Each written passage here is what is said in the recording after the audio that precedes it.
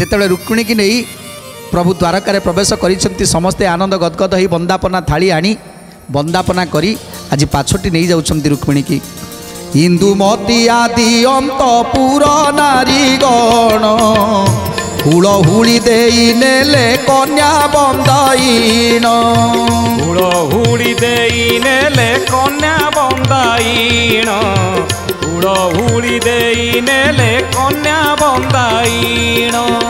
सुमेधा रुक्मिणी दुई द्वारका रहिले सुन हे परीक्ष राजा सुक मुनि बोले सुन हे परीक्ष राजा सुक मुनि बोले सुन हे परीक्ष राजा सुक मुनि बोले।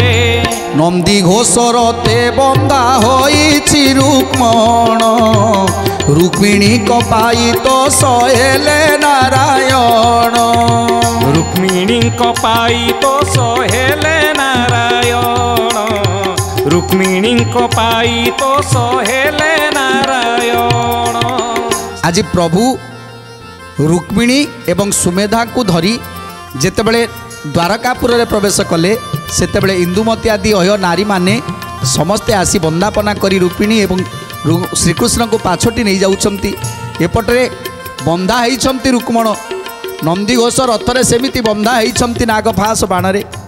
एपटरे कौन होइछि ना उग्रसेन बलराम आदि जादव माने युद्ध करुछंती जरासंध एवं शाल्व दंतवक्र आदि राजा मानक सहित युद्ध चली जादवे करती नाना अस्त्र बरसण राम को आगरे देखी जरासंध राण राम को आगरे देखी जरासंध राण राम को आगरे देखी जरासंध राण।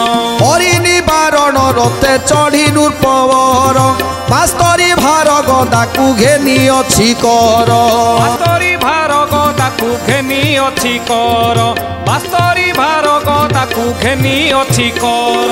मेघ गड़ घड़ी प्राय कला गरजन सब देख पई पृथ्वी पर्वत कानन धनुक मान मुदगर तीर कुंत जष्टि साबेली पर सुखंडा चेल कोटि कोटि। गोविंद माधव कृष्ण श्री मधुसूदन गोविंद माधव कृष्ण श्री मधुसूदन।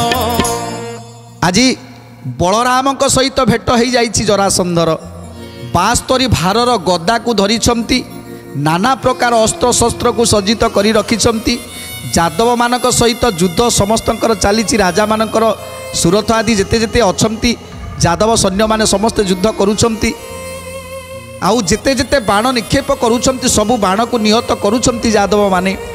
आज उग्रसेन एकुटिया आज समस्त को मारी धराशायी कर देइछंती।